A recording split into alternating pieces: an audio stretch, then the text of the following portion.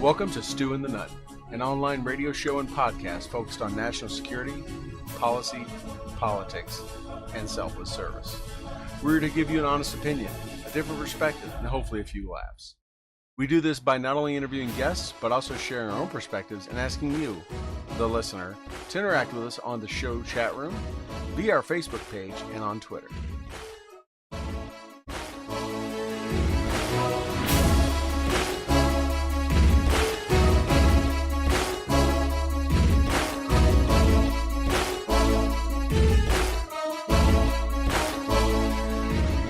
We would like to thank those who make this show possible and allow us to bring it to you. Our show sponsors: Warrior Media Solutions, BlueHammer.com, Mighty Oaks Warrior Foundation, Graybeard Publishing, and of course, Sheepdog Response. We would also like to recognize some of our favorite nonprofit charities who are doing great things for those who have served this country of ours. Veterans Outdoors, Mighty Oaks Warrior Foundation, PinupsForVets.com, and the Lauren F. Bruner USS Arizona Memorial Foundation. To learn more about these nonprofits and how you can donate to their awesome causes, visit our website at www.stuandthenunn.com.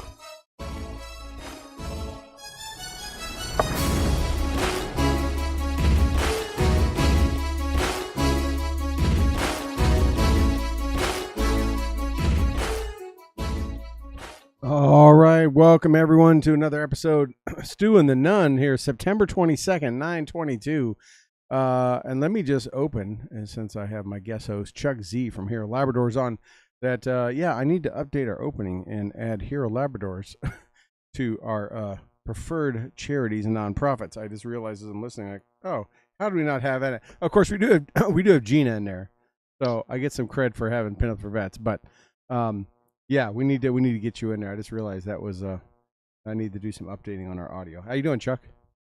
I'm well. How are you? Good. Thank you for joining me tonight here on Stu and the Nunn here. And thank you, everyone, for tuning in. I see the numbers starting to come in a little bit and folks starting to jump on.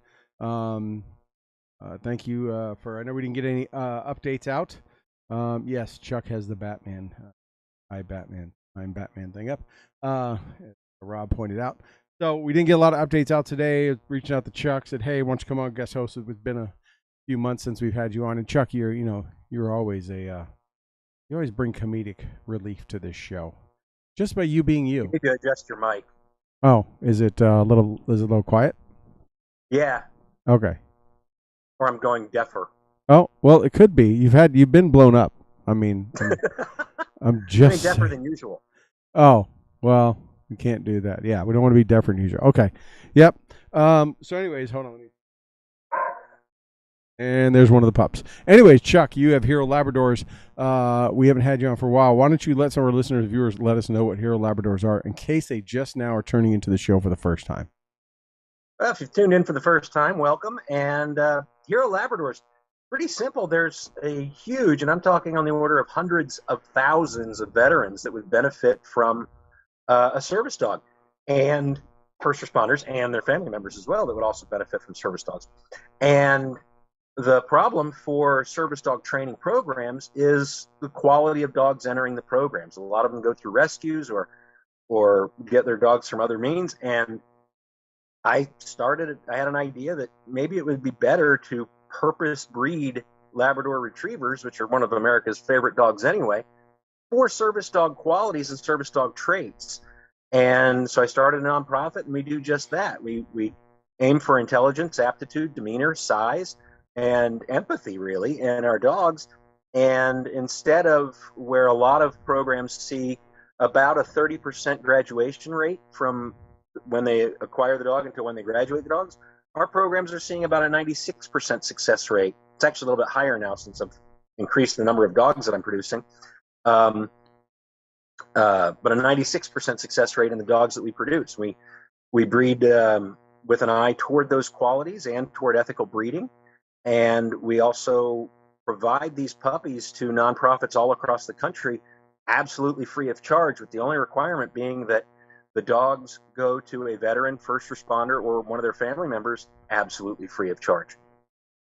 And just to rewind out of that, you named off a number of traits that you look for in the dogs. It sounds like you're looking for the traits in dogs that more than yourself. I mean, empathy and compassion and intelligence. You named like Yeah, oh, everything yeah. you don't have. I'm kind of Yeah, that's confused. what I look for, the exact opposite of me, and I usually get that. Wow. Okay. So they're not dogs like Chuck. They're dogs that are better than Chuck. No, I'm just kidding. But No, no, it's really, if I was a dog if I was your dog, I'd be the dog that literally goes outside, poops on the doorstep, sits down, licks himself, and comes back inside. you'd be the dog licking himself when I already had you fixed, and there's nothing to lick, and you'd just be like, I think it's still there. I don't know, but anyways, love you, brother. Yeah. So there is it's a phenomenal organization. I mean, I said at the beginning we weren't listing it. I have pointed a few people to it. When folks come around like near the end of the year and they're worried about their taxes, donations, like, hey, what? And I have coworkers of mine, and they're like, hey, what military charity? You know them all. Which one should I give to? And I've definitely mentioned yours on more than one occasion of one that I know 100% of the proceeds go towards the towards these dogs and everything it takes to breed them, birth them, get them prepped, and all the way up to drop them off at a training facility because there's no overhead, there's no anything. You survive 100% off donations for fuel and food and chips and vets, so that dog can go through training and be given to a vet for free. How long do they sit in training for? Once they leave us, they're in training for about 18 to 24 months. Wow. So they leave us at 8 weeks, 8 to 12 weeks, depending. I say depending. I've got one girl that's going to be giving us puppies on about the middle of October. Another one that's going to give us puppies about the middle of November. So those puppies will all go to programs at the same time. So I'm not making two trips for the fun of it. And so those puppies will be separated by a month, but one group will be 8 weeks old, one group will be 12 weeks old. So yeah, then they sit in the program for, well, I say sit in, they're in a foster home for about a year. And the first 6 months of that, they kind of learn house manners and how to just live in a house and be a normal dog.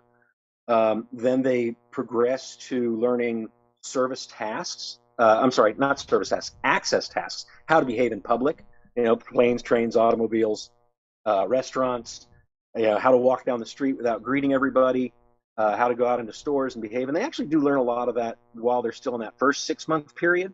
But the focus in their puppy months is really on being a good dog and then being a good dog in public. And then after the first year, it's starting to really drill down on those service tasks that all dog or service dogs do, and then specific tasks in the last few months before they go to their recipient. So 18 to 24 months, that's about 18 to 24 months longer than reservist conscripts get in prep for going to combat in Russia.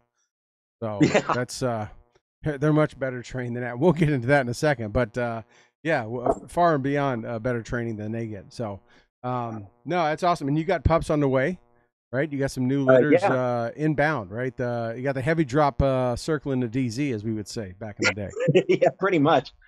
Sweet Pea, our black lab, has got a belly full of polar bear. And kind of funny, I took polar bear yesterday to the vet, him and Nani. Nani had just started her heat a couple of days ago. And I have a breeder up in Wisconsin that had called and wanted to use polar bear as a stud.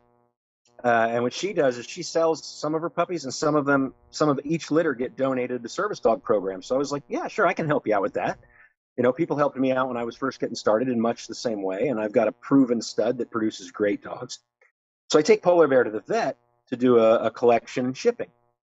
Oh, and this collection of his powerful juice. Here we go. Yeah.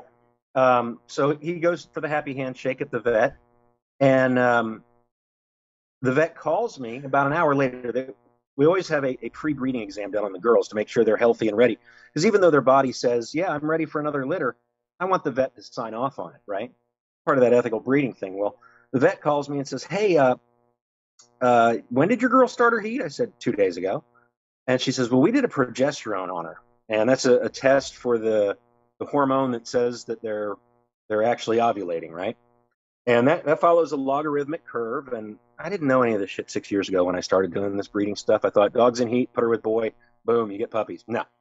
And after, about 10 days, that progesterone numbers, which sometimes are in decimals and sometimes are in, a 3 or a 6 or whatever, that spikes and goes through the roof. And they're like, now is the time. You're in the butter zone to breed, right?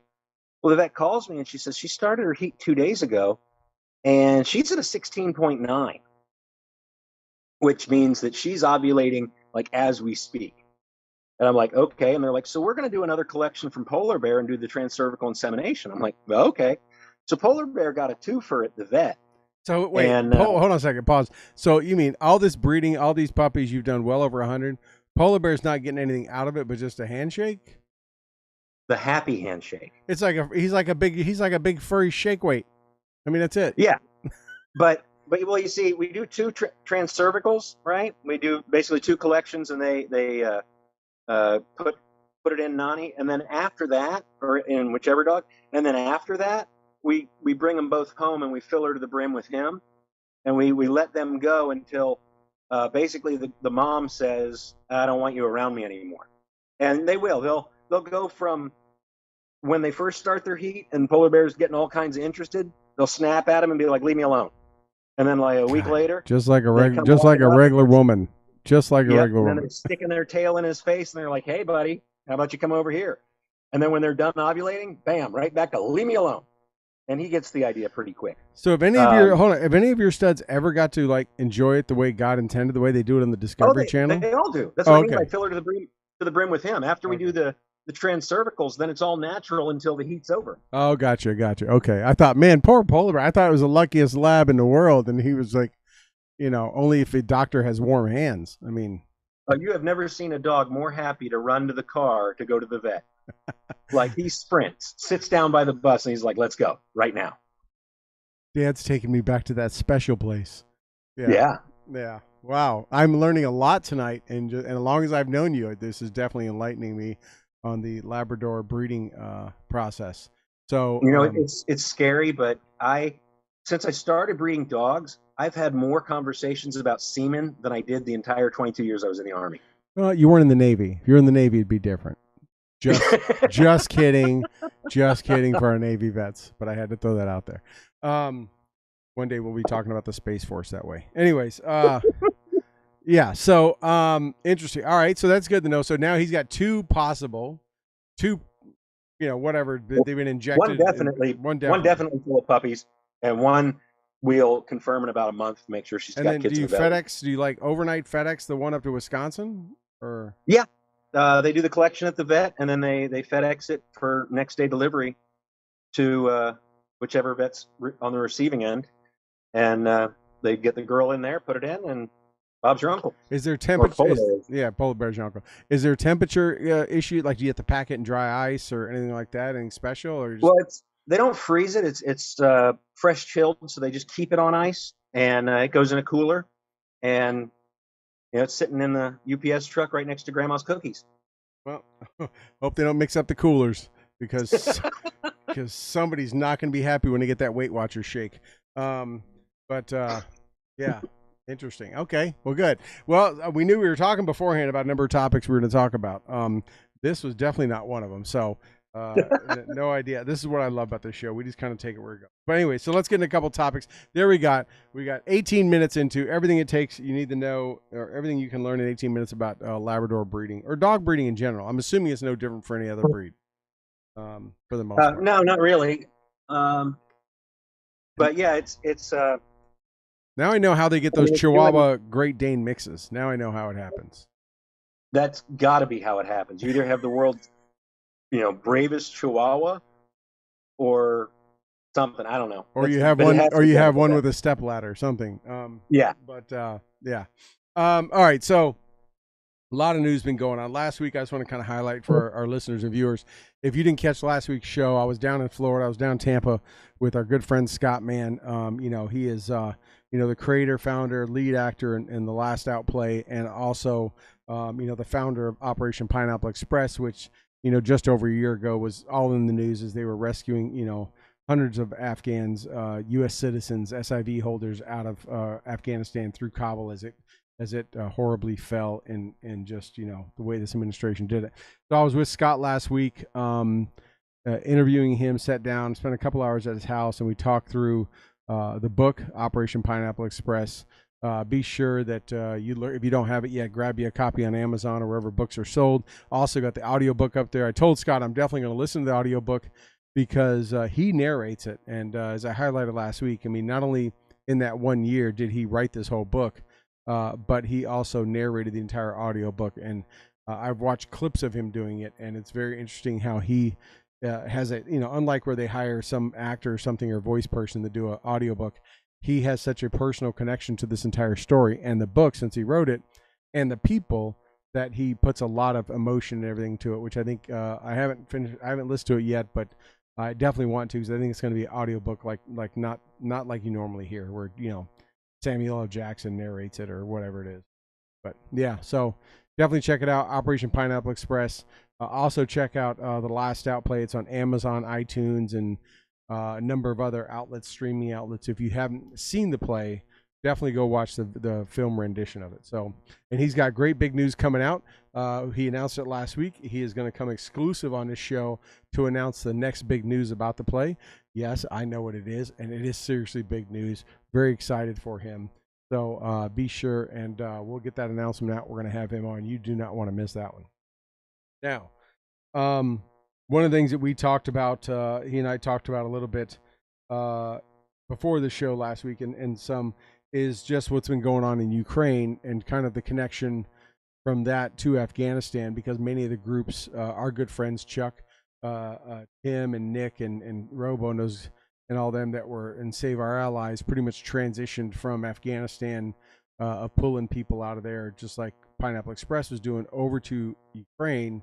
And our good friend Chad Robichaud has been back in Ukraine a number of times as they are helping people out and getting people out and providing first aid and everything in Ukraine. So we've seen Chuck in the last week. You're a retired armor officer. You spent many times in a tank and know the M1 and weapons in general. You're pretty sharp in a lot of that stuff. We've talked a lot about it, but we've seen some major gains in Ukraine in the last week or two. We've seen a lot of the Russian forces collapse and retreat. All I've been hearing is HIMARS is the new big hot word in the media circle. What are your thoughts on it? Do you think the HIMARS system is really making that? Is that the stinger to Afghanistan? Is that the stinger version to Ukraine, or what do you think is causing this turnaround? Well, I mean, HIMARS in the field artillery community, HIMARS is where it's at. I mean, you can have your triple sevens all day, but where the 777 ends, the HIMARS begins, and it's one of those, if you want to take out a grid square kind of a things. It's a phenomenally capable system, but the whole Ukraine, everything there it's going to depend on one thing, and it's the resolve in Europe. With their energy prices now going up, tenfold. They're going to get pushback from their civilians. When it comes to Mr. and Mrs. European family being able to heat their house or support the war in Ukraine, they're going to have to make that choice, and that's what Putin is counting on. I made a joke earlier about throwing 300,000 reservists at the problem is certainly what you want to do when your regular forces are failing, but put that into context. 300,000 people is like 30 divisions? That's like China flooding across the Yalu River in Korea. It's a Right. whole new war. Right. Assuming Vladimir can get them in the right place at the right time. Now, what we're coming up on, though, is the end of the growing season. So farmers, again, can take their tractors out and start stealing Russian vehicles again. And you're going to hit old man winter. And even Russia knows it doesn't want to fight in the winter in Ukraine. That's not a recipe for success. But HIMARS is a leg on the stool for changing the game, but it's not the be-all, end-all. I think that they're still going to have a big fight with suppression of enemy aircraft coming in. They're going to have, Russians are known for having some pretty good artillery as well. And if it's not good, they have a lot of it. Yeah. And again, holding Europe and by extension, a lot of other countries by the throat with their energy production is really going to be the biggest player. The economics as a form of warfare, which is pretty much what they're doing. Turning off natural gas to Europe is a huge thing. I'm wondering if this, kind of like how the whole COVID thing highlighted to some Americans more than it had been, in my belief, that we shouldn't have so much being developed and be so dependent on China for all of our product, development and everything like that. We should make some more stuff at home, whether it's medical, pharmaceutical stuff, or just anything, because of this, what happened. I'm wondering if this whole thing will kind of cause the EU and European countries who had just kind of signed up and signed on to Russia giving them this energy to maybe make them all start to rethink, because some of them have already been cut off, right? Some of the Scandinavian countries and stuff like that. If it's going to make them think, hey, we need to invest back into our country, or, start thinking about making our purchases smarter and not just for the person that's giving it to us the cheapest, especially if there's any risk of this. But, if we had a president that had to have a brain cell instead of being a basement dummy, we'd end up having a president that was like, hey, let's develop or at least turn the taps back on our own. I'm not giving any credit to our, but I'm thinking sell it, say, okay, the Russians are selling it for 10 times, its value to you guys. We'll sell it to you for 2 times its value to you. Yeah. I'm not expecting anything out of this administration that's going to use common sense. But I'm just wondering if some of the European countries, Finland, Scandinavia, Germany, Poland, and a number of those, Estonia and all those, will start to look and say, hey, we need to look somewhere else or look internally. But I'm just wondering if that will be a positive outcome of this, terrible war that's been going on. I don't know. I think the Finns ought to tell Russia, hey, if you guys don't straighten up, we're going to start sending our Finnish folks to the Ukraine. We got a whole bunch of sniper rifles. They do. And let them kind of sweat that one out for a while. And a better looking prime minister. But much. Yeah. No, so it's interesting on the Ukraine thing, right? It's kind of fallen off the news. Many of our, U.S. mainstream media outlets aren't there anymore. People, as this country does, right? We pivot on 30-second intervals and we only pay attention to what's being thrown in front of us. But there is a war going on nonstop. People are still dying. They just dug up a ton of bodies the other day in one of the regions that they just took back from, that Russia just retreated from. I've quit seeing the count on the number of 06s, the colonels and higher to generals, that the Russians have lost. I mean, it's just they've just taken them out left and right. But to think about 300,000. By the way, some of these people are people that were anti-war protesters, and they've arrested them, and they literally say, "Oh, you're supposed to be a draftee. We're sending you to the front lines." Right? So at least 300,000 are all reserves. I'm assuming Russia has like what we have, right? Well, one, they have conscripts, so we don't have that. But when they're conscripted to do 2 years, you know how when you sign up in the Army here, right? You're doing 8 years. You sign up for a 4-year stint. You got 4 years in the individual ready reserve. I'm assuming Russia has something like that, because these are all ex-soldiers, or some of them are, that still had some kind of commitment, and they said, "Hey, I'm activating you." But they are not. They're not sending them to any training. They've got border guards. Pretty much anybody that has any kind of service requirement, that's who they're calling up. Yeah. And, it's like, come get your free pack of smokes and your tracksuit and head on down to Ukraine. These aren't people that have been drilling. These aren't people that have been training for this. A lot of it's like, your number's up. Come on down. Dave and I were talking on the show today about this, and just like, even when our Vietnam generation was drafted, when they were drafted, they went for 8 to 11 weeks, 12 weeks of training and sent over. And obviously they weren't ready either from off the street and just those bare minimum fundamentals. But these guys and gals, I'm assuming, I don't know, but these Russians aren't even given that. They literally are handed an AK, probably a couple uniforms, and sent to the front lines. I mean, if you want an example of cannon fodder, I mean, this is it. They are literally they're gonna just march them right into the meat grinder. It worked in World War II. It did. They've already lost 80,000. The rough number is, I think, 80, 90,000 Russians have been killed. Are they ready to lose 300,000? And months ago we had reports of Russian soldiers, like one ran over his own battalion commander with a tank when he got out of the tank. I mean, we've had soldiers shooting at the officers and the officers shooting at them. I would not want to be a leader. I don't know about you, but if I was over there and they were like, "Hey, we're sorry your unit got wiped out. We got you a whole company worth of brand new draftees. They just got their weapons and uniform. Here they are. Good luck. You're going to the front. I surely would not be walking in front of them, and I'd be afraid about even giving them ammo. But I don't. I don't see it as a positive. I don't see what they're thinking. Like, comrade, we're going to go surrender. Yeah, that would be about it, right? We're gonna go fight for those guys. They pay better. Yeah, I mean, it's just I can't see how anyone in the Russian military apparatus would think this is going to be a successful or good idea. These guys will be either surrendered or dead before Christmas. I mean, they're going to get chewed up. You got to realize the Russians are playing real heavy on these guys are fascists and heartstrings of World War II, and we have to put down the Nazis and everything else. And that we talked about that mass grave where they were pulling all these civilians out of it. Well, if you dig a hole in the Ukraine, you'll find dead civilians, and underneath that you're going to find dead Jews, and underneath that you're going to find dead Soviets, and then you're going to find dead Jews, and then you're going to find dead Nazis, and you just keep digging down. And eventually you get back to whoever first inhabited the area. Mass graves are kind of their thing.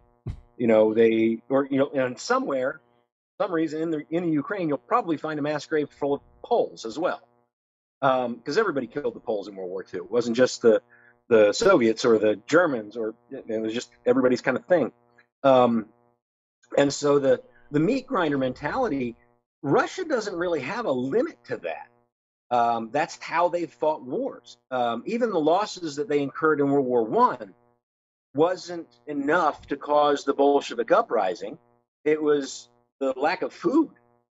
Right. The people were starving, and the royalty wasn't doing anything about it. So okay, we'll chuck them aside, and we'll have commies come in. And for something like Ukraine, which aside from being the crossroads of energy going from Europe or from Russia to Europe, also the breadbasket of Europe, and really one of the breadbaskets of the world. Of the world, absolutely, yeah. And winter is coming, and the Russians need their grain, and this time we aren't going to sell it to them. Well, we shouldn't sell it to them. Yeah, don't say we won't, because we were selling them our oil from our strategic oil reserves. Well, yeah, I mean, and they're probably turning it around and selling it to the Europeans, and the basement dummies probably more than willing to sell them grain too. And or maybe we'll send Kamala over there and she'll make them nice word salad and try and feed them that. But the point is that in a strategic point, or in a strategic look, Ukraine is a much bigger player than a lot of people think of. This is just this tiny country in Europe that the Russians are being aggressive toward, and we have to fight them. No, there are some very big strategic resources in the Ukraine. Yeah, it's pretty instrumental to the world stage, without a doubt. Yeah, it is. So you got Putin, besides activating 300,000, kind of loosely vague booking, right? As like people, our friends of ours used to do on Facebook, where they just kind of throw something out there and get people to like, oh, so sorry, but kind of loosely, kind of like, hey, don't think I won't use what I don't have. I have nukes. Don't think I'm against using them. That kind of stuff. There's people that said, well, and there's not like he is the sole. There's other people have to be involved. He can't just go, launch them if he wants or whatever. But do you, obviously, growing up in the military as you did, and we're always talking about the Russian threat and all that kind of stuff, and kind of training for that. Do you think there's any validity behind it? Do you think he's stable, in your opinion, or unstable to the point where he would like, screw it, I'm out, I'm dropping a mic and dropping a nuke at the same time? Now he was the head of the KGB, right? Before he shot his way into the presidency, and so if he needs other people to sign off on launching the nukes, he'll get his signatures. But again, it's a breadbasket and it's an energy corridor, not exactly where you want to drop nukes. Right. So if he was going to drop them, don't think what was the movie from the 80s, Threads, or this big thermonuclear event that's going to glass all of the Ukraine. What he's talking about is using tactical nuclear weapons. Right. Something that's going to take out a kilometer or 10 kilometers, not have a huge amount of fallout because he'll blast it in the air and take out a whole bunch of electronics and do a lot of damage, but not have the big radioactive footprint that, even they probably won't even have as much of a footprint or as lasting of a footprint as the nuclear reactor that melted down in Ukraine 30 years ago. Which they're about ready to melt down again. But do you think, I don't know, India and China and some of those other countries would stand by if he did that? I got to imagine someone would be like, dude, this is not the line you want to cross, right? China's laughing all the way to the bank. Yeah.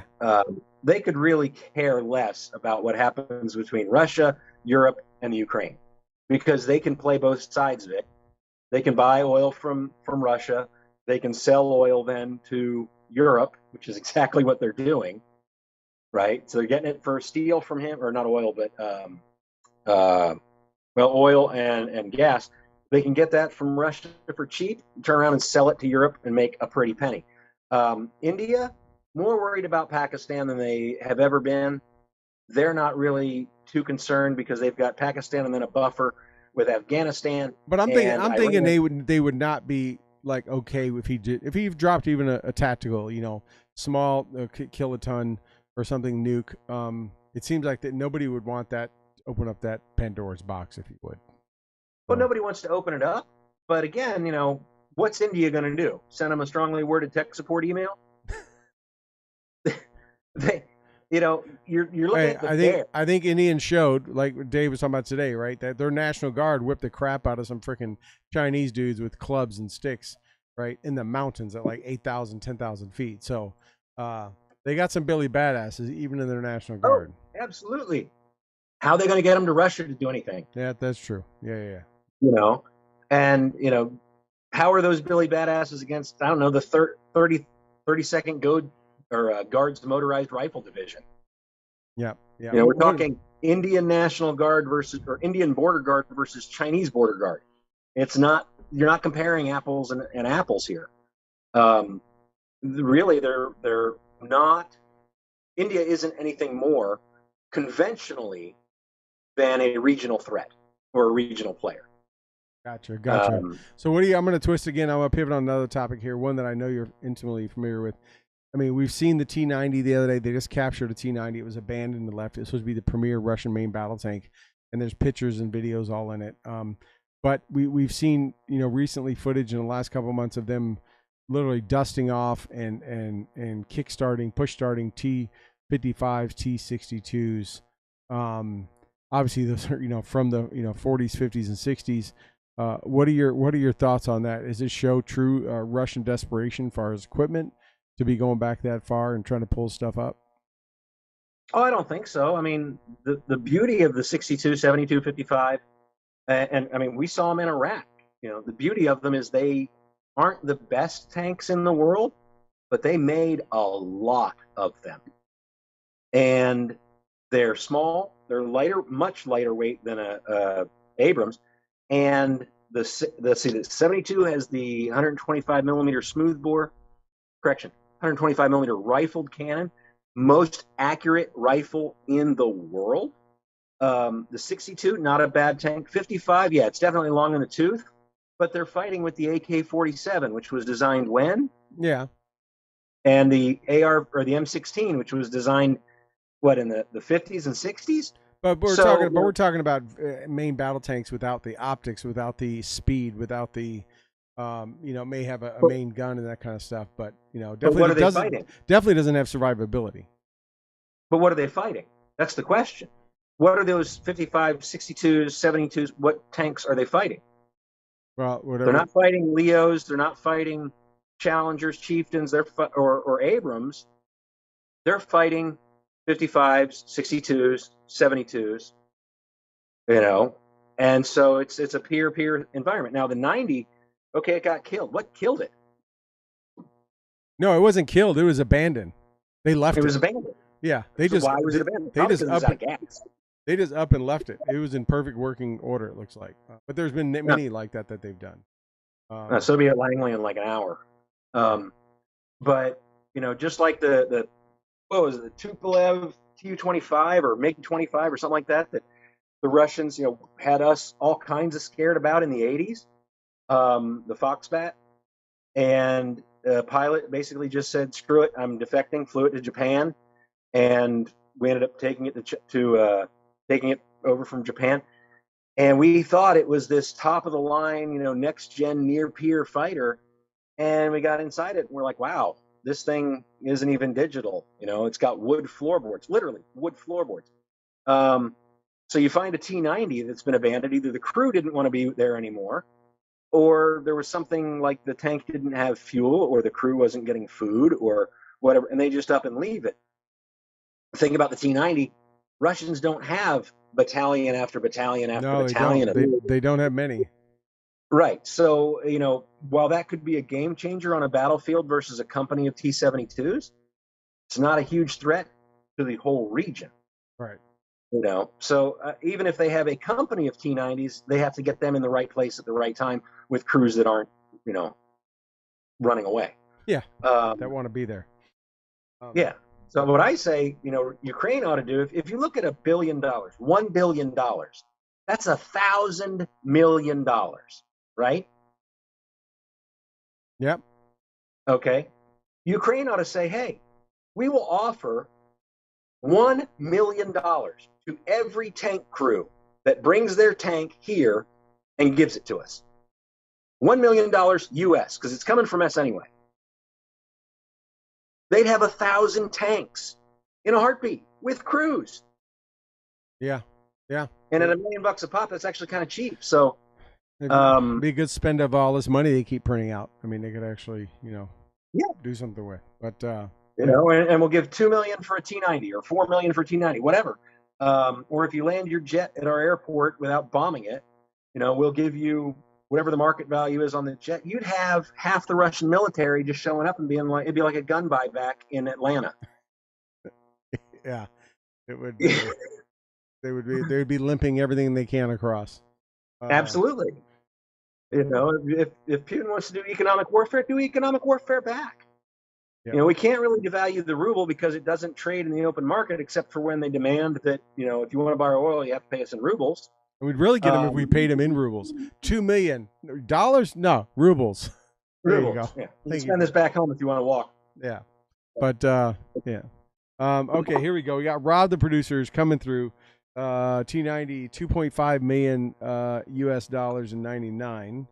And you 4.25 million in 2011. And T-90 SM. Oh, that must be a newer one. S&M. I don't know. That's the one with all the leather straps on the outside. I was gonna say T-90 S&M. Wow. I'm strapping my gunner in. $4.5 million. Those leather straps are expensive. So there we go. And they built 750 to 1,000. Okay, we think anyway. Yeah. At least they say they did. Well, if they do math like an Afghan national police, that means they built like 100. Yeah, but I mean, say there are 1,000 of them. Great. Why haven't we seen them in big numbers on the battlefield? Why aren't they committing them? Right. Yeah. The one of the cool things about Russian equipment is they build it, whether it's a tank, an artillery piece, or a helicopter, or even in a lot of cases a jet, so that pretty much any farm boy that's ever worked on a tractor can fix it. They make them like they make their AKs. They may not be the most precise, machine, rifle or piece of equipment, but you can pretty much beat that thing up 10 ways to Sunday, and anyone can pick it up and figure out how to shoot it. Right. And if it breaks, pretty much anybody with, a 8th grade education can figure out how to make it work. Yeah. So you look at a T-90, and I think the original T-90s had a diesel turbine engine in them. And the Russians were like, oh, this is great. We got all kinds of power, but we can't really get enough fuel to it to make anything of it. And so they just replaced it with a diesel. But I think and I'm not schooled on all the different variants of the T-90 because it's been vaporware for so long, just like the Chinese variant of whatever they're calling their T-90 and the Russians always have some great modded tank that when anybody gets to looking too close at it, it's like looking at Iranian missile launches. I think they have their parade tanks. I think they got their parade tanks and they got their real tanks.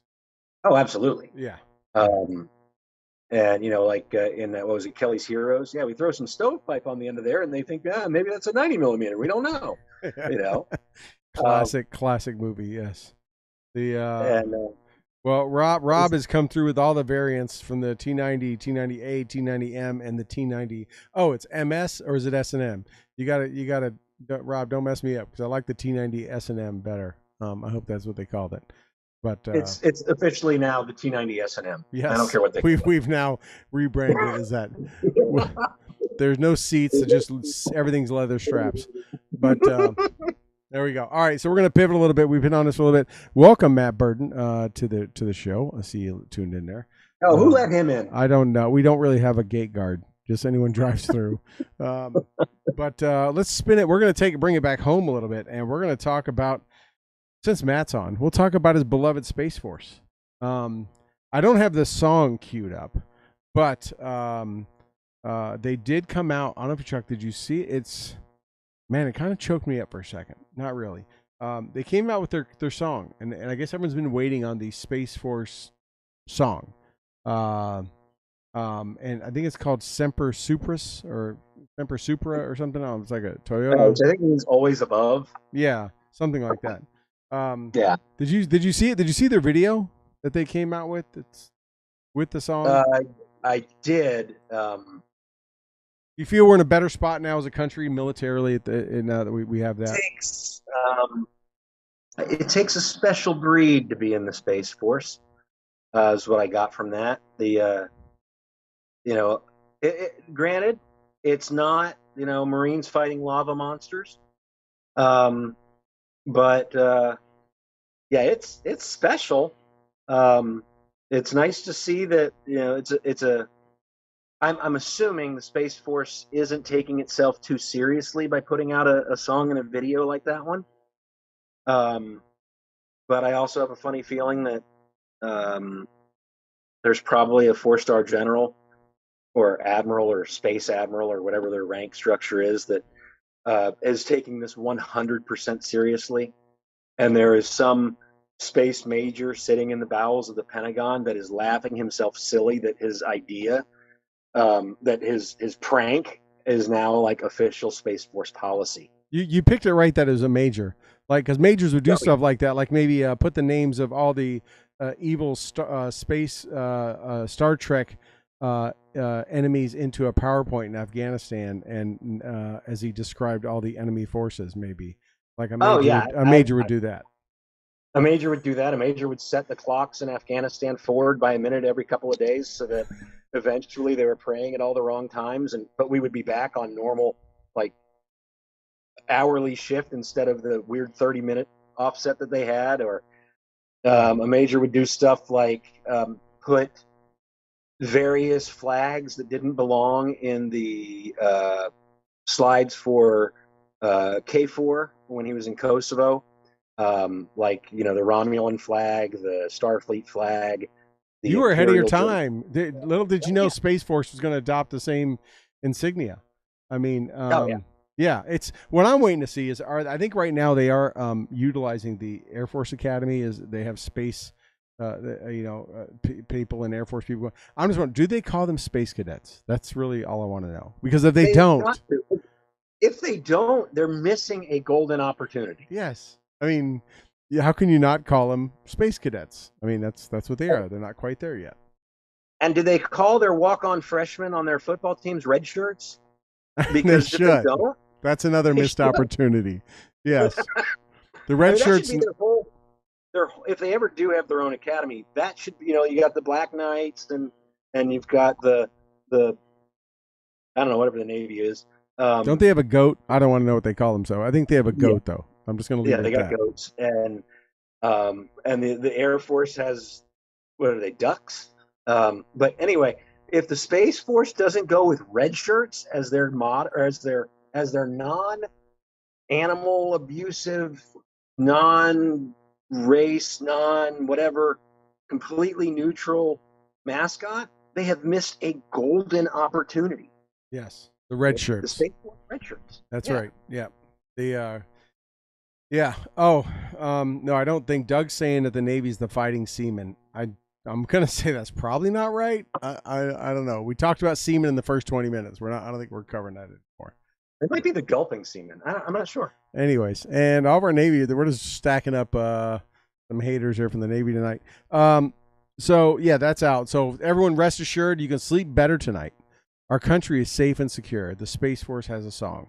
We're not sure what they do. They're even talking about, believe it or not, Chuck, there's talk of having a National Guard component of the Space Force, like a Space Guard. Like they're trying to convince. You'd only go to space on the weekends? That's what I don't know. But I don't know if it's NGB trying to do that, but they're talking about a Space Guard for each of the states. So we understand that, the National Guard, having served, you have a dual mission. You fall under Title 10 and Title 32, right? You fall under Title 32 is, you fall under your governor and you help with floods and fires and this kind of stuff, or you get activated on Title 10 and Title 32 and you go to the Fed. But I don't know what a Space Force is going to do for, I don't know, Illinois, Mississippi, Omaha, Nebraska, New York. I mean, what do you? Well, I think, what a lot of people don't understand about Space Force is it's not, where the military is sticking all its astronauts. It's mostly doing stuff like satellite tracking and space intelligence collection and analysis and things like that. And so, yeah, honestly, without goofing off too much, it's probably having intelligence analysts, that are taking in this data that we've collected from everywhere and analyzing it on the weekends and 2 weeks out of the summer. Or it could very well be the National Guard, Space National Guard, are the guys that go out on the weekends with their binoculars and their little, plaid blankets, and they sit out there and they stare at the stars. Oh yeah, they're going like where there's no cities, and they can just stare up and use the space app like I have on my phone. See where all the planets are and everything. And they look for aliens and stuff like that. Yeah, and see all the Elon Musk satellites flying over and stuff like that. Yeah. And I think that would be pretty cool. And honestly, I think one of the neat things about Space Force would be if they said, maybe what we ought to look at is, NASA does great things with spending a lot of money for very little output. Maybe what we ought to do is pair with industry like a lot of the other branches are doing and go with, say, SpaceX and see how we can actually put things into space cheaply and effectively and all the time. I'm just bagging on NASA recently because they've been trying to launch the same rocket now for 6 months? Yeah, and it's like the biggest rocket ever or something. It sounds like a bad Austin Powers shtick, but yeah. And so maybe there are some things that SpaceX has figured out that NASA / Boeing Hughes hasn't. Yeah. And I don't know. It seems like it would make a lot of sense to use our Space National Guard, and basically convince some of the folks at SpaceX to put on this silly uniform and pretend to be, I would say, sky soldiers, but I think airborne guys get mad over that. Yes, they would. I think 173rd wouldn't like that. But I'm just trying to imagine what AT would be like, their 2-week annual training. Hey, I gotta go, boss. I gotta go for 2 weeks. Oh, are you in the Army National Guard? No, I'm Space Guard. Where are you going? Oh, I'm just going to this building. You're just gonna hang out and play Defender or something. I don't know what they would do, but we're just gonna look at stars. We got a big telescope. We're just gonna make sure no one's trying to invade us. Get back to work. All your physicals are due this week, so the doc is here to look at your asteroids. There you go. But boom. Okay. So on a more serious matter, we got this thing going on in New York. It's always bad stuff coming out of New York, whether it's an unelected governor cramming through completely Second Amendment violating laws and that kind of stuff, or things like New York or the one before her who is just as bad, if not worse, of a governor who put in bail reform, which, by the way, our good friend Matty B, your great state of Illinois, is about to take on starting January 1st too, where just people can murder people and not be arrested. Dude, best vacation ever. Chicago, January 1st, New Year's Day.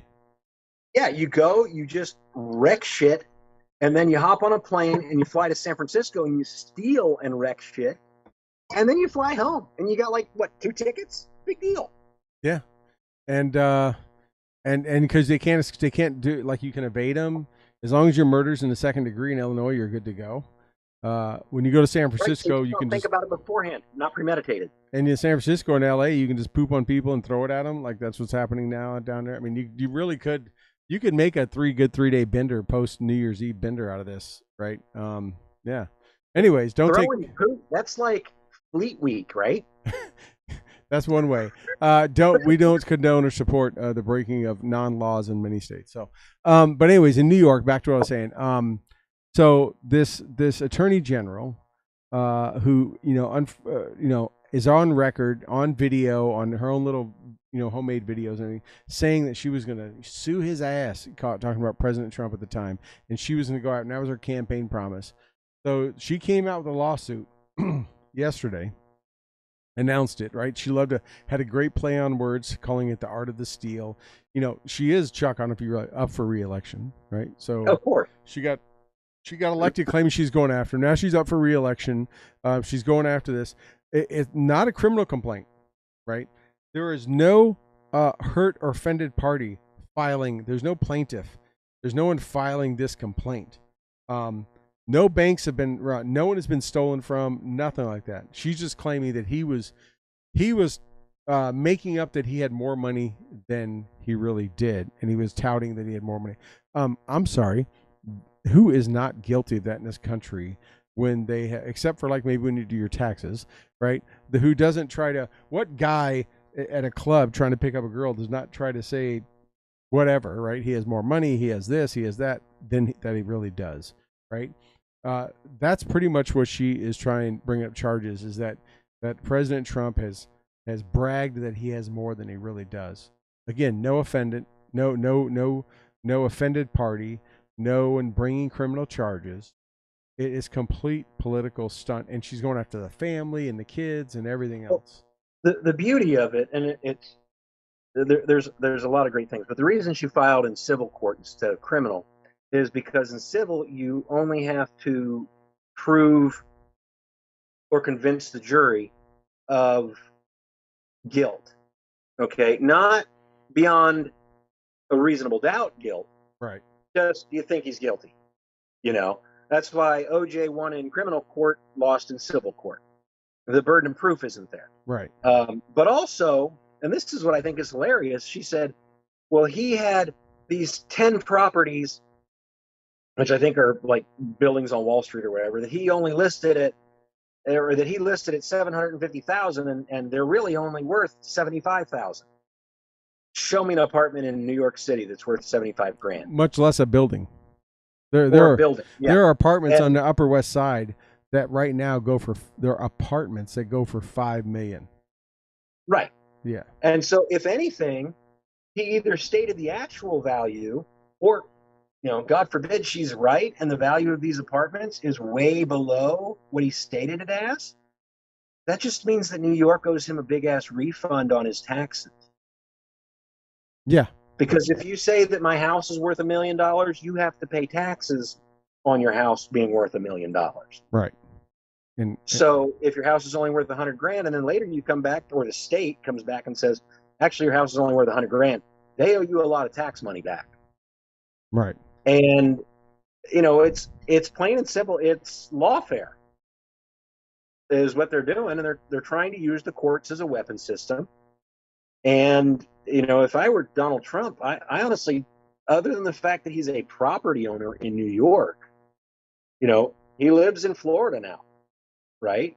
Yep. I wouldn't even respond to the suit. My lawyers would, but they'd never get me to step foot in New York City. Yeah. Not that I can imagine a lot of people wanting to. Not right now, but yeah. Yeah, I mean, he does. He's got the other stuff going on. We got the Mar-a-Lago, and you got the raid that happened, and there's special whatever counselor, this and that, all that stuff happening, and that's going back and forth. But it's like, this was just like, I took it as she thought, oh, he's in the news because of other stuff. It's hot topic. No one's in Ukraine paying attention to that war anymore. I'm coming up for re-election in 48, 50 days if that. I don't even know. I mean, we're not that far out. Let me go there and say, see, I fulfilled my campaign. I did, even though nothing's going to happen in it. 50 days till midterms. We've got to have a red wedding at some point, or she's got to get her name in the news as I'm following up on this campaign promise. Promises made, promises kept. Don't go using that one. Well, she's doing the same thing that governor no, I can't call her governor. Then the unelected governor Hochul did, right? With this whole crazy new gun laws that they passed, right, in June that went in effect September 1 in this state, right? Nobody, and I was talking to several people about this recently. No one in this state, in the state of New York, really came out for the primaries in June. There was a very dismal Democratic turnout. No one is excited by her. She doesn't have the media, fawning over her like Cuomo did. She draws her damn eyebrows up too high. She's racing Pelosi to see who can draw them the highest. There's nothing about her. No one voted for her. She was just in there because Cuomo needed a female and someone from upstate. And there's no one excited. Like they don't want to come out to the polls. So she had to come out and say, "Oh, crime is so bad."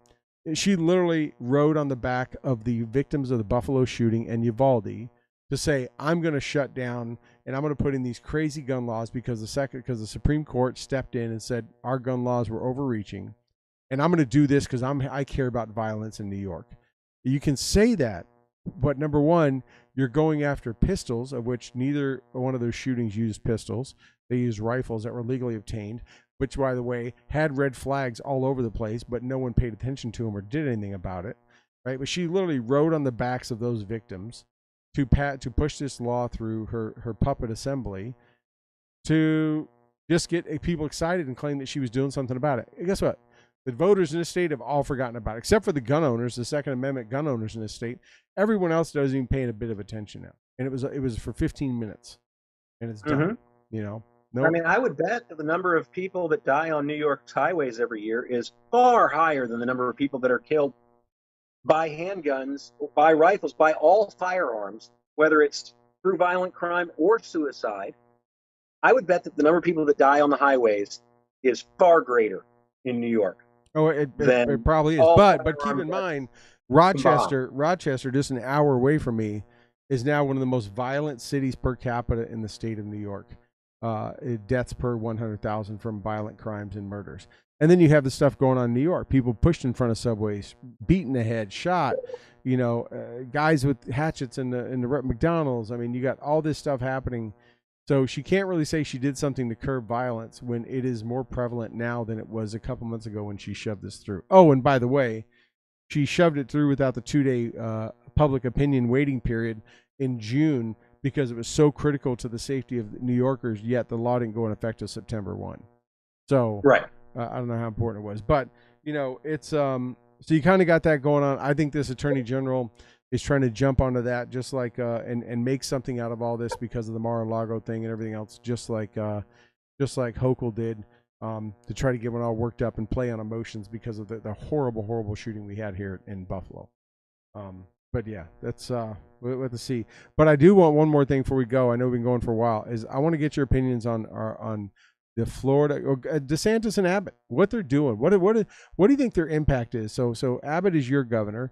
What do you think their impact is on this nation and how people are looking at the immigration problem and the open borders? I get, from my perspective, it seems like this whole thing is bringing a lot more in front of everyone's living rooms and making everyone else think about it. Well, yeah. If you live in a state that's not a border state, you don't really think about illegal immigration until it really starts to affect you at home. And what they've done is they've simply said they're making the other side play by their own rules. It's like Rule 5 and Alinsky's rules for radicals. Make the other side live up to and play by their own rules. So you think that there's a border crisis, or you think there isn't a border crisis? Fine.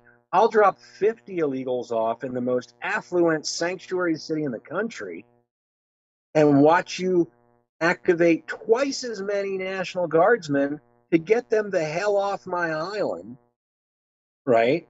And oh, by the way, raise like $2 million in the process for our little Martha's Vineyard Protection Society or whatever it's called.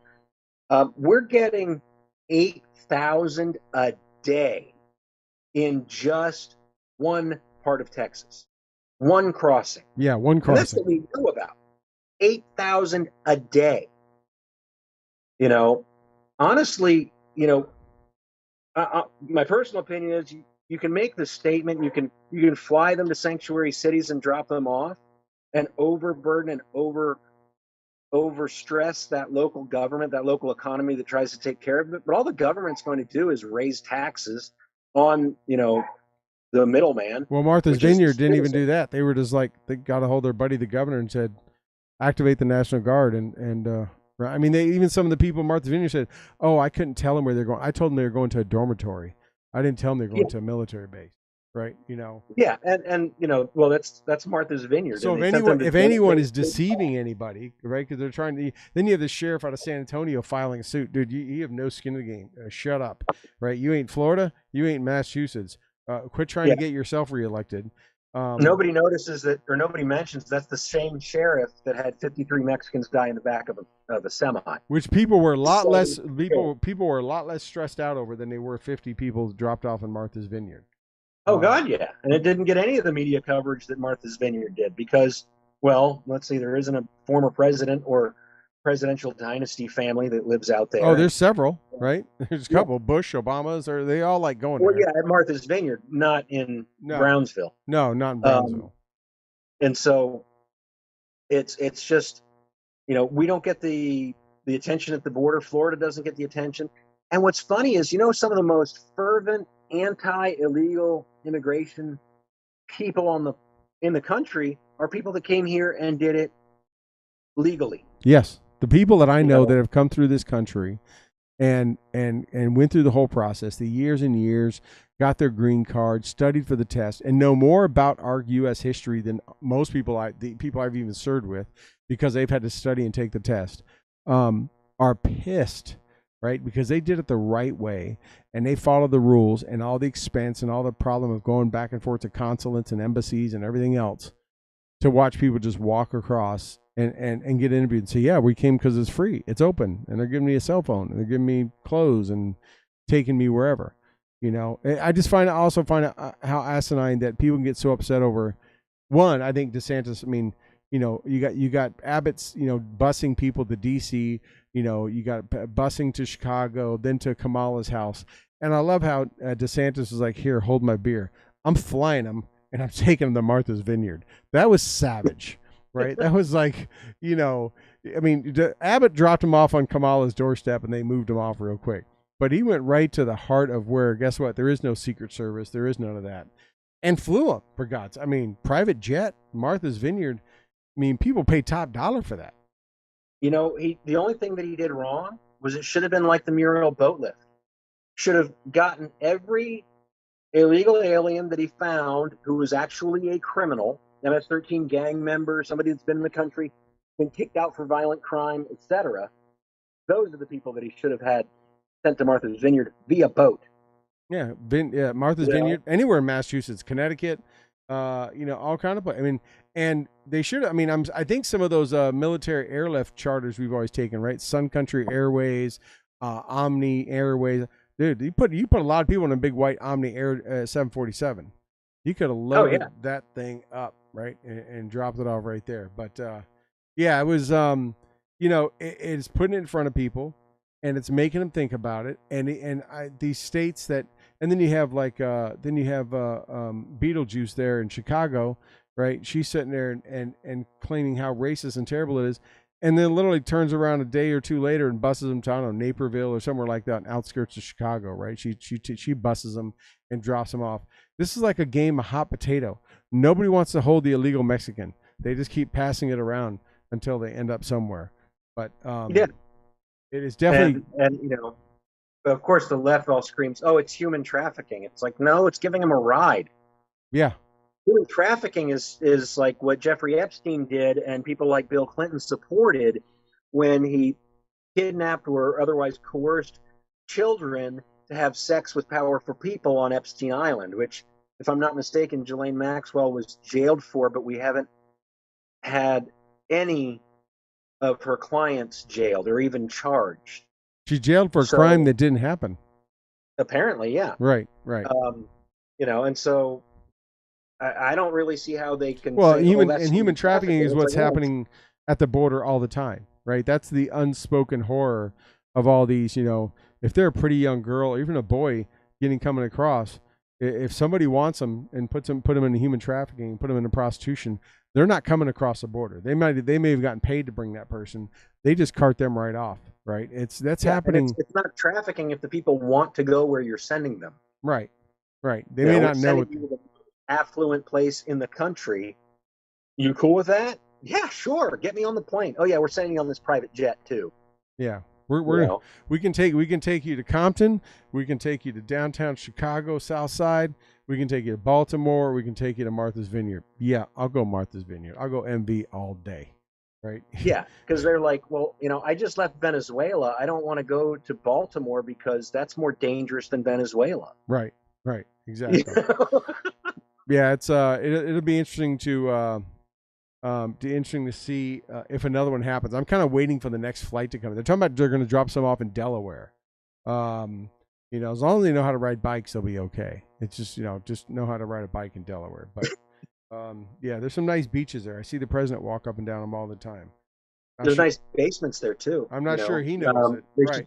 They should take a bunch to New Jersey, drop them off at the Christie's house. They should take everywhere that was like, no, we're a sanctuary city. They should be dropping them off there by the busload. Yeah. And say, we're well, not awesome. even by the busload. We're talking by like the 747 wide body level. That's exactly what Abbott's been doing by busing the New York, right? In New York, they meet him, shake their hand, all that stuff, and then their new mayor's calling all kind of charges against him, against Abbott. It's like, hey, you said you're a sanctuary city. You're welcoming them. Take them. Hey, DC, you're a sanctuary city. Take them. And then exactly. And then you got Newsom, who's like, oh wait, I'm over here. Someone pay attention to me. Let me jump into the fray and start. He should bring them up on kidnapping charges. Like, hey, shut up and sit down there, dude. No one's paying attention to you. There's no French laundries in. That's all this is. This is like the Attorney General of New York. Everyone's like, oh wait, I'm not getting the 30 seconds of MSNBC time. I need to say something to get myself into this current story. Oh yeah, and that's the thing is, Martha's Vineyard was a big thing. Kamala's house, big thing. Delaware may or may not be. Depends on whether or not the basement dummy's there on one of his 240 odd days of vacation that he takes every year. But it's one of those things it's kind of played out at this point, so I don't really know how much more of this is going to continue. Yeah. There was a time about 1942 that we took a whole bunch of Japanese folks from all over the country and we shipped them to like Utah and we put them into camps. And that might be a good thing to do in Mitt Romney's backyard. The difference being that those Japanese folks were actually American citizens. And we put them in internment camps. Maybe that's a good thing to do in Utah or the Dakotas. Or they got whatever. A lot of open space there. Yeah. Yeah.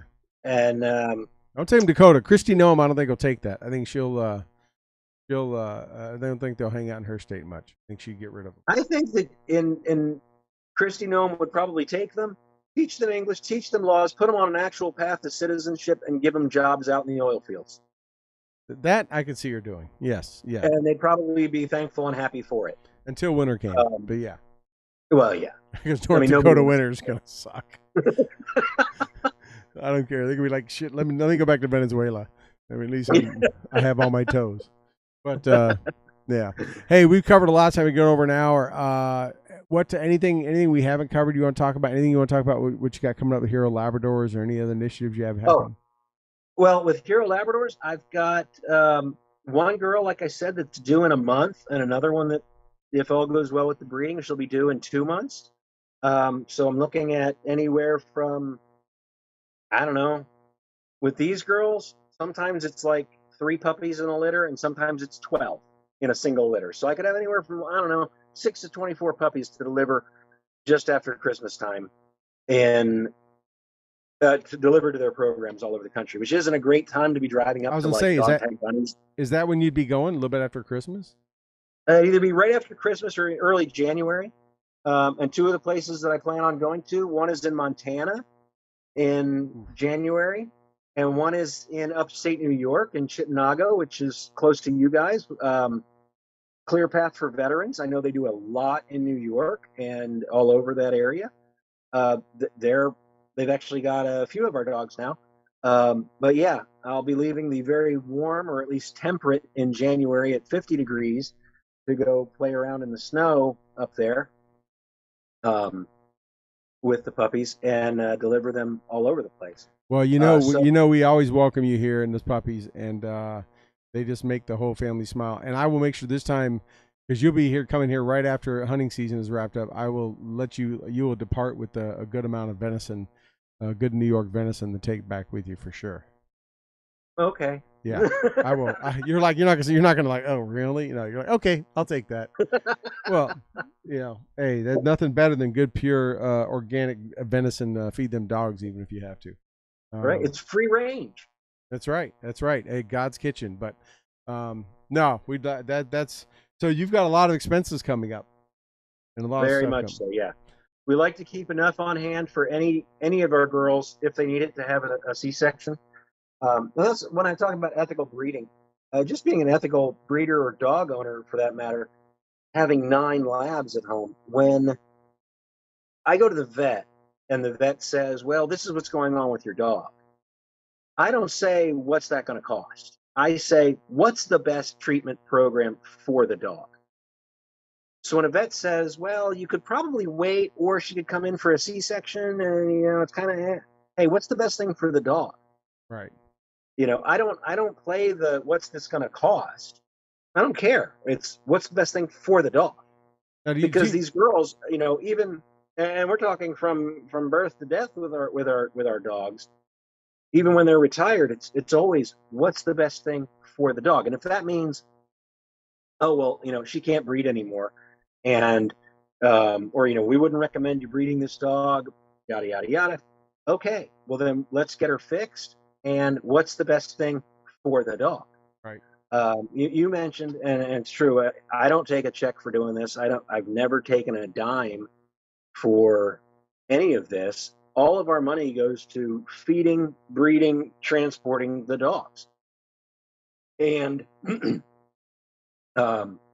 that's really a unique thing, or not a unique, but a very rare thing in the nonprofit world. Is if you look at our taxes or whatever it is that our accountant files with the IRS, there's never a line there that says, amount paid in compensation to anyone. I pay for the gas bill, I pay for the dog food bill, I pay for the vet bill, and you're not going to find, X amount for salaries or stipends or any other kind of couching of, giving Chuck money. Chuck doesn't get money for this. Right. Chuck's kids never got money for this. They got a lot of volunteer hours, which pissed off the Key Club at high school. But, when you live at the nonprofit, it kind of helps with that. Yeah. And I think that kind of purity is important to especially small nonprofits. you're the $20 or the $50 that I might be getting from somebody, that might be the only money they have to donate. That's not going 75% into Chuck's pocket. It's not going 1% into Chuck's pocket. That's not buying Chuck a burger. That is going to the dogs. It's the mission that we believe in. Right, absolutely, and that's why it's such a good charity to give to, because there's a tangible output, which is a vet and vets all over this country getting these service dogs for free to help them get through life and everything like that. And that's why I've pinned out. I mean, that's why, hey, on my Amazon Smile, I know many charities and have many friends there's only one I keep on there, and that's Hero Labradors, right? I do a lot of Amazon shopping. It all goes to, because it's just, I mean, I've given to charities, and I do all the time in church and that kind of stuff, but I know that there's no question where every single penny goes. And I hope people realize that. So as we get down into this fourth quarter of the year, and people start looking at what they need to give and maybe donate some and get help, even if it just means, hey, selfishly, you're just caring about lowering your tax burden, that's fine. Hero Labradors could use it. That's for darn sure. Hey, every dollar you give to us, a dollar you're not giving to the government. That's one way to get. That's exactly right. That should just be your tagline. You should put that on the bus. Just every dollar you give to us does not go to the government. There we go. or go to whatever else we give. Just not go to leaving millions of dollars of weapons in Afghanistan. But yeah. All right. Anything else going on, Chuck? Anything else you want to mention before we wrap up? No, I think we've covered a lot. Oh, well, we didn't talk about Tennessee basically being on the precipice of outlawing transgender surgery for kids, but we can cover that another time. Yeah, that's true, and that's after the big breaking thing on last night about Vanderbilt Medical Center kind of supporting that and all that kind of stuff, and it's good to see that Tennessee is about to, their governor and their assembly, I guess it is, I guess it'd be assembly, I'm not sure what they have. They're going to outlaw that and not allow that at all within the state, huh? Yeah, which is great. You know, if you're not going to let a 6-year-old go out and get a tattoo, you probably don't want to have them doing gender reassignment. Right, mutilating their genitals, for sure. But yeah, we'll definitely have to hit on that. We'll see where that goes. I'm sure that's going to rile up a number on the left. That's going to make them the new enemy of the progressives. But so be it. So, all right. Well, hey, thank you, Chuck, for coming on. Thank you so much for joining me tonight and helping me guest host. Thank you, everyone, for tuning in here on Stu and the Nunn. And Toby's still kicking it down in Cabo. They're at Red Rum Sport Fishing, one of our sponsors. I talked to him last week. The dude is just smoked. He is definitely burning it at both ends, but he's doing well, and has been missing the show. But we appreciate and know he's living his dream, running Red Rum Sport Fishing. So if you're in Cabo San Lucas, that's the best fishing trip place best charter you could sign up with for sure. And thanks to all of our sponsors: Commodity, Gear for Grunts, Boo Hammer, and everyone else, and Listen 9 Fight Company. Chuck, thank you so much, my friend. Good to have you with me tonight, and we'll wish you a good night. Good night. All right, everybody, have a good one. See y'all next week, 8 o'clock here, 8 o'clock, StuandTheNunn.com. Where's my out music?